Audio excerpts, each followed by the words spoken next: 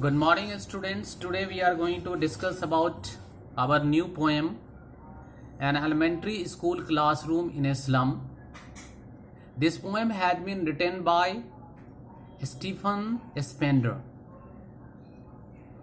Stephen Spender had been known as a socialist as well as the pacifist writer. If you go through the introduction of the poet, excuse me, Stephen Spender was an English poet as well as the article writer, and he was interested in politics, and he considered himself as a socialist as well as the pacifist. In this particular poem, An Elementary School Classroom in a Slum, he has concentrated on the theme of social, theme of the social injustice in the society. There is many injustices to the people on the basis of social background, and at the same time class inequalities. So this poem is talking about, this poem describe about the social injustice and at the same time class inequality. So the very simple point is here that what is the theme? You will find that the theme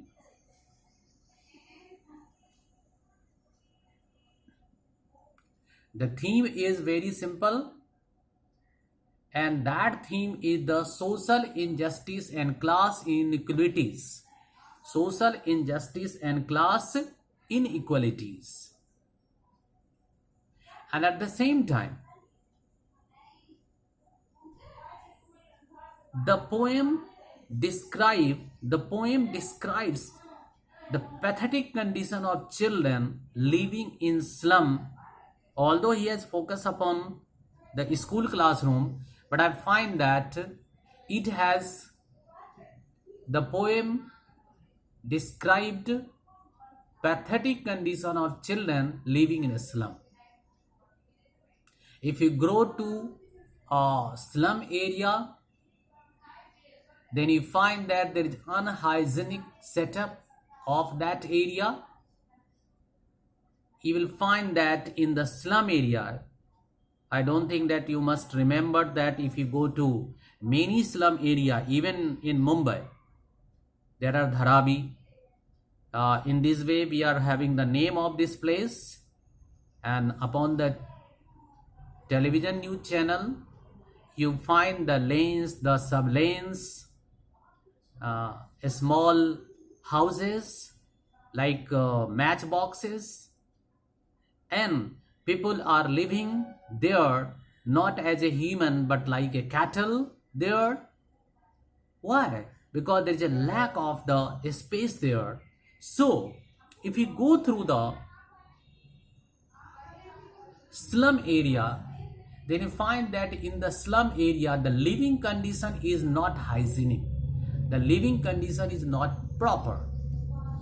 So that is the unhygienic setup of slum, away from air and light. You cannot get proper light there because the either side of the small lane there are many buildings in different floors, and even you cannot get the proper sunlight. So this is the hygienic condition of the slum, away from air and light. So this is the second theme, next theme. And at the same time, the poet had discussed about the important philosophy, education to all. Education is important for one. If you are not getting the education, then we have to face such kind of the pathetic, we have to face such kind of the difficult situation in our life. So in similar way, in a simple way, you can say that what are the themes? Social injustice and class inequalities, pathetic condition of children living in slum, unhygienic setup of slum which is away from air and light, and the last, how important is education for all. So let's begin. What is the introduction of this poem? The children of an elementary slum school, it means elementary slum school, if you look at the children, then you find that their condition is really pathetic and miserable. Why? They belong to the dirty world of the cramped holes. I have already discussed that. If you are living in a slum area, then you find that your matchboxes like houses had been compared here like a cramped holes. It means their living place, the place of residence, is like a hole. It is completely like a closed hole, and the map of the world. But if you you will find that if you go to any this kind of the school, then you find that over the wall of the classroom they are hanging different kind of the pictures, either the picture of the rich man who has donated to the school, or the picture of different kind of the world map, or different kind of the beautiful picture. So the map of the world on the wall symbolizes the world of the powerful, rich and important people. But here you find that, you find that the classroom, the children studying in that particular classroom are very poor one. Their condition is pathetic one. They are leading a very miserable life. But once you look at the picture upon that wall, okay, then you find that this map is symbolize the world of the powerful, rich and the important person. So there is a white gap. There is a gap between, there is a gap here. This gap is between the two worlds. One, this is the world of these small children living in the slum. Excuse me. And at the same time, there is another world where there is a place of the powerful, rich and important people is there. And so this gap between these two worlds can be bridged, okay, provided. But how will you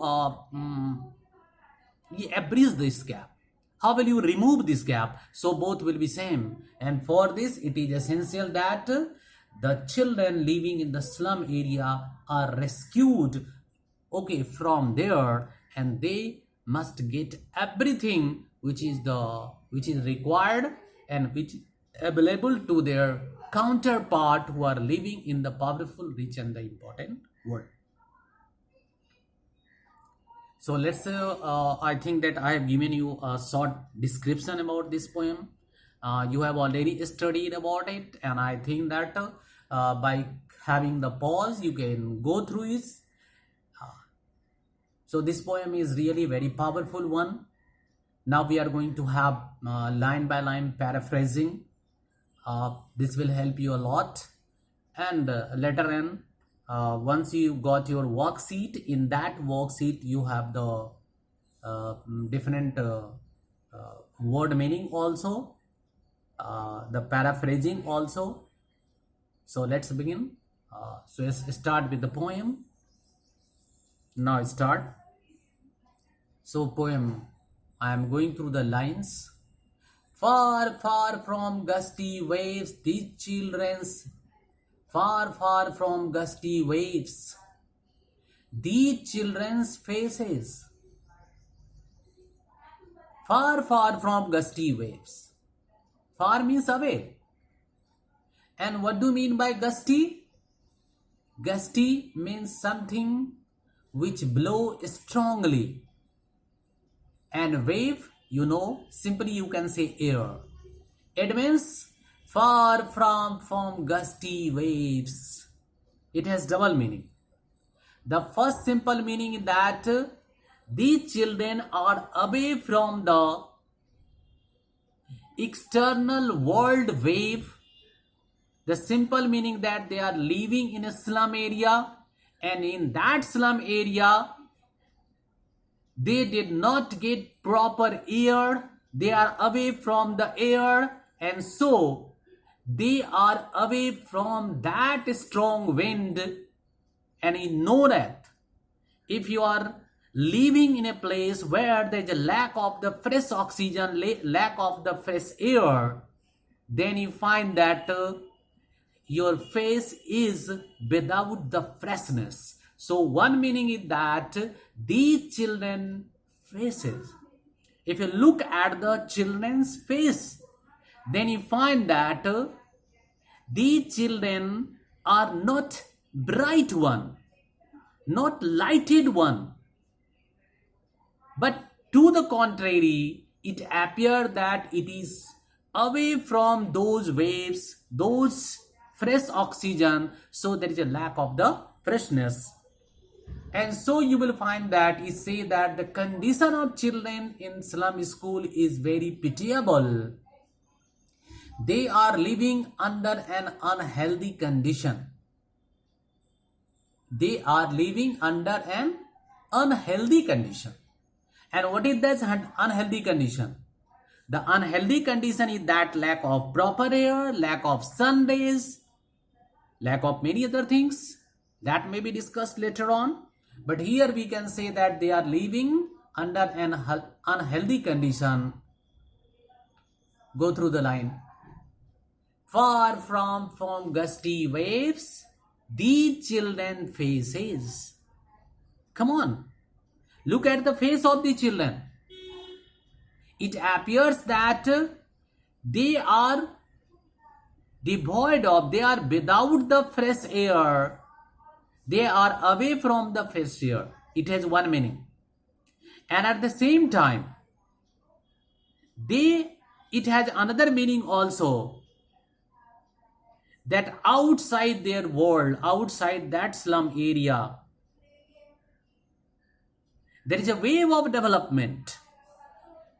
There are many changes to the life of the children, but the children who are living in this slum, children of this particular school, is away from the fruits of those development. Moving further, like rootless weeds, like rootless weeds, rootless, without root, powerless, without power, homeless, without home. Similarly, rootless, without power. And weeds, you have already studied about the weeds in your science class. The biology teacher has already taught you about in the farming, in the harvesting, you find that weeds plays very important role. Weeds are not useful item. These are unwanted plant. These are unwanted wild plant which grow with our crop, our wheat, our corn, our paddy. So that is weed. So like rootless weeds, it means farmers usually took out the weeds with root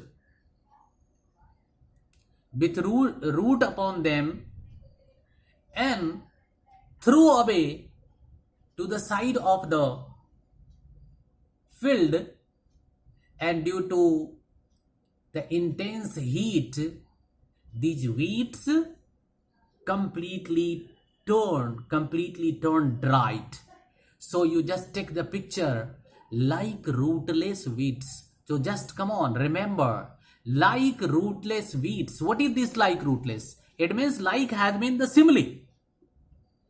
It means the poet say that you remember that rootless weeds, how it appears, how it looks, And so he is going to compare. What he is going to compare? For the hair tore round their pallor. Here the two words is here. The first word, pallor. Pallor is the face, but not a normal face like yours. Pallor means yellowish face, the pale face. And you know that once a person is unhealthy, if a person is ill, if the person is having any kind of the disease, lack of oxygen, lack of the air, then the color of the face turned pale, yellowish. So the pallor face.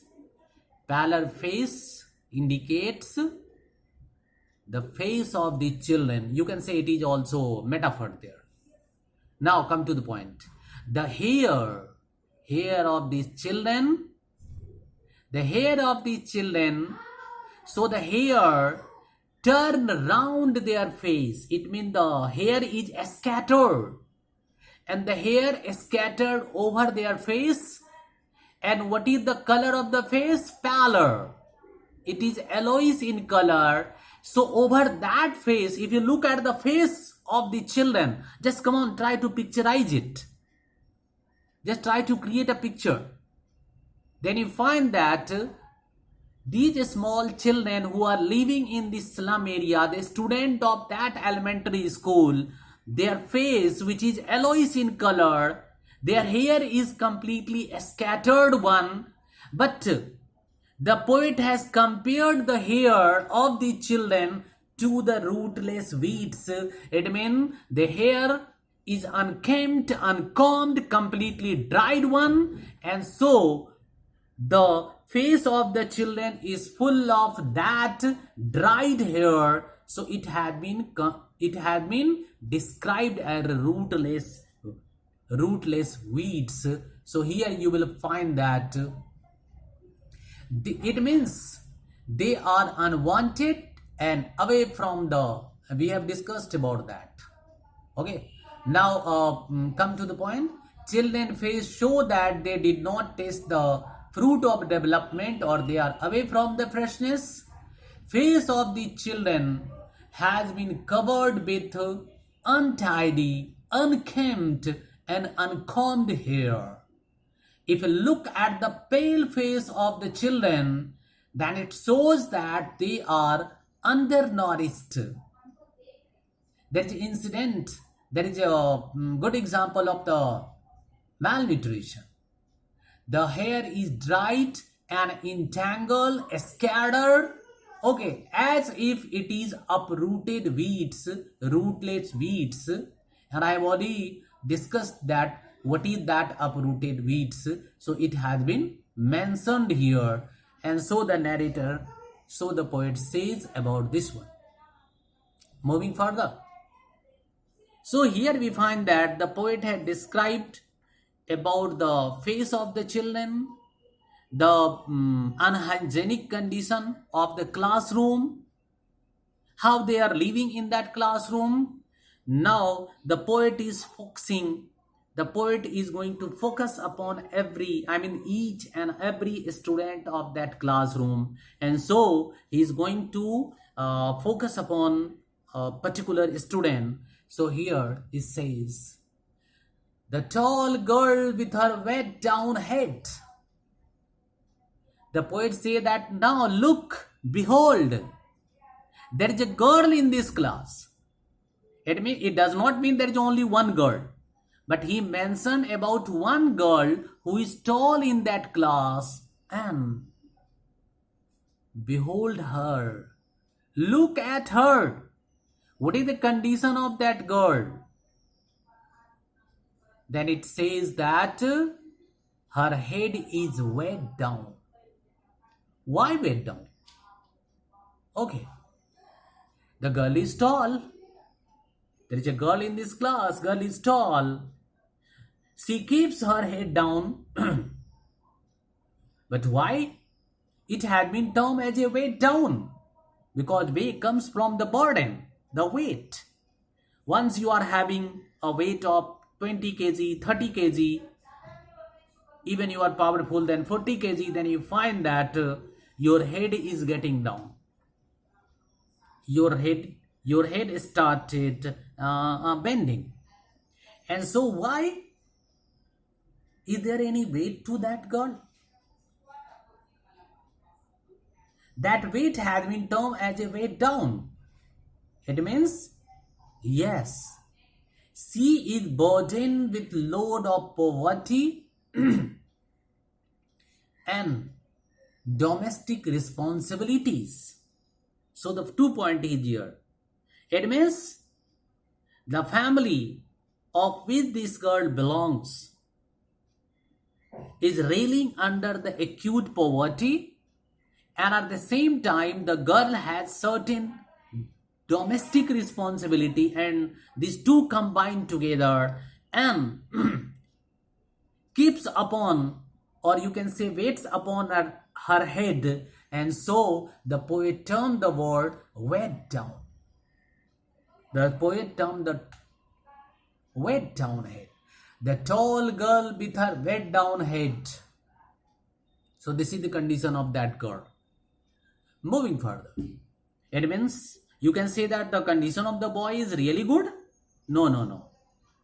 Condition of the boy is not really good.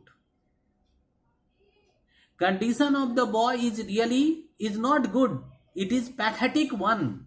And so the poet had described one boy, a paper seeming boy.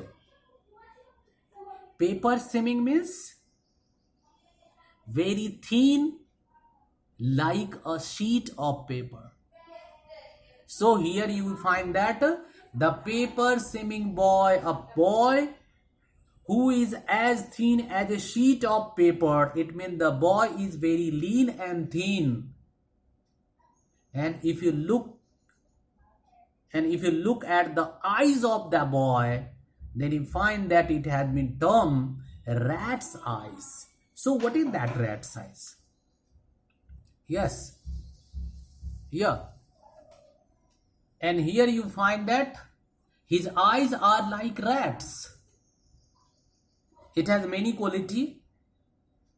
His eyes are like rats means the eyes are bulged out, which really describe the pathetic condition of the boy. You know that once a rat moves outside in search of food, then you find that it appears very timid, flicker if you go through the eyes, and the eyes are full of anxiety that whether I will get food or someone is going to catch me, a cat or human being or anything. So the poet termed that if you look at the eyes of the boy, then it appear like a rat. So rat's eyes, the boy, it means it describe the appearance of the boy. The boy is timid like a rat, and the boy is full of anxiety that whether the next time once I reach my house will I get the food. The children are exhausted and unhealthy. So we can say that the tall girl with her weighed down head, there is a girl in that classroom. She is burdened with her poverty and domestic responsibility, and the boy is very lean and thin. His rats like eyes reflect that his condition is very pathetic one. He is full of anxiety, and probably the boy is timid one. Boy is full of pain, and we will discuss the stunted unlucky hair. So here it means we are the hair of our parents. Your parents are the hair of grandparents. So here means it is like an inheritance. So the stunted unlucky here. We go through the next page. I have already mentioned this part also, because our first line starts from here. The stunted unlucky here. Stunted means not fully developed. Stunted means not fully developed. So stunted, not fully developed, it means underdeveloped. First point. Stunted, underdeveloped. Second, unlucky, opposite of luck. Good luck, bad luck. So bad luck. So the stunted, underdeveloped, unlucky, not having a good luck here. It means these children inherited underdevelopment. They wished with bad luck, and they inherited what? They not only inherited the underdevelopment, the lack of the nutrition, and the bad luck, but they inherited of twisted bones. Twisted means bent. It means these children who are the student of that primary school inherited from their parents twisted bones. It means bent bones, and they inherited a particular kind of the disease that is known as the Nahl disease. Nahl disease, it is a kind of disease related to the bone, in which the bones are twisted one, knotty one.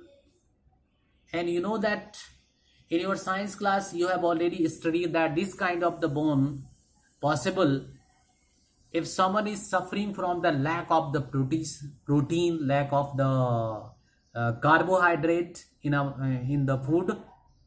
And if you go to the South Africa, then you find that these children, they have the limbs and the bones and the belly, open belly. And this kind of the disease also known as the Kwashiorkor.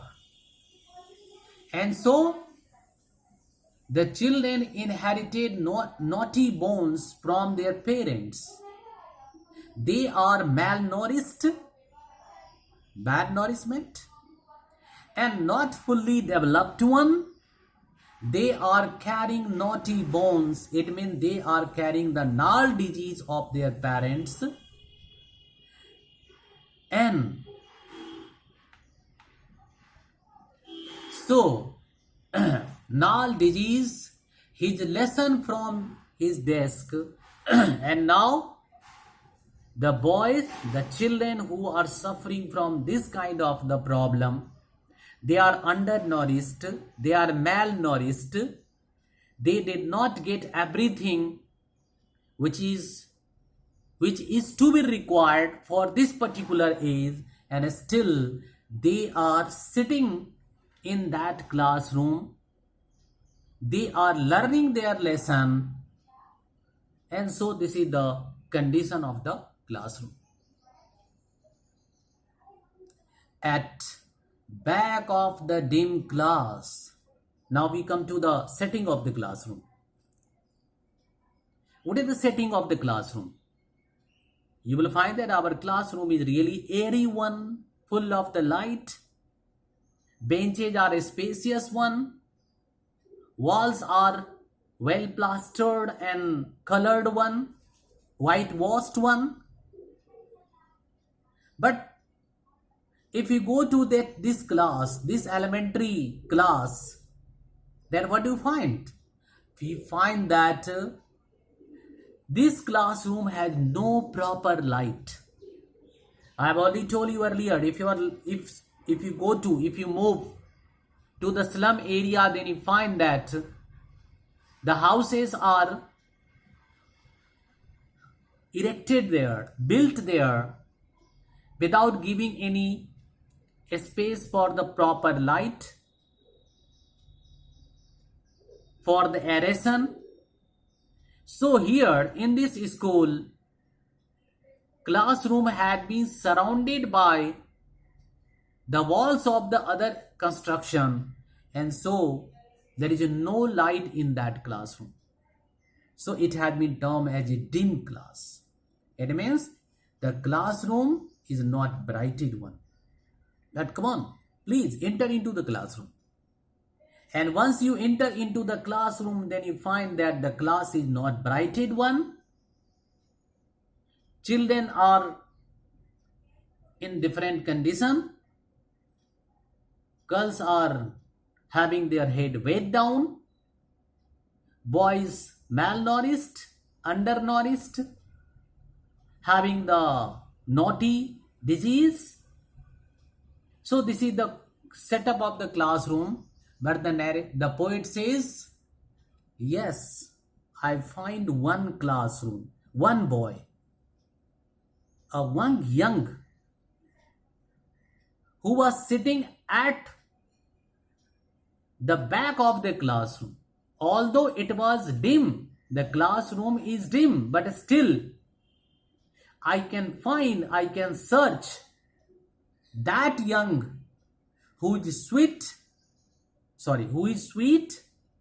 and unnoted. It means no one noticed him. His eyes live in a dream.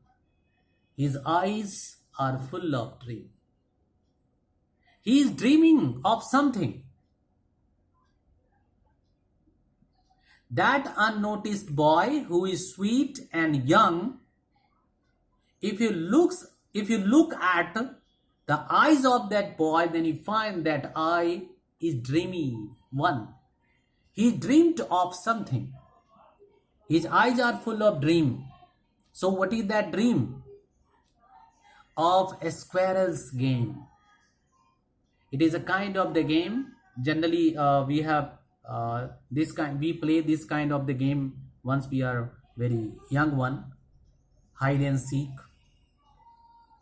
So that young boy is dreamed of a squirrel.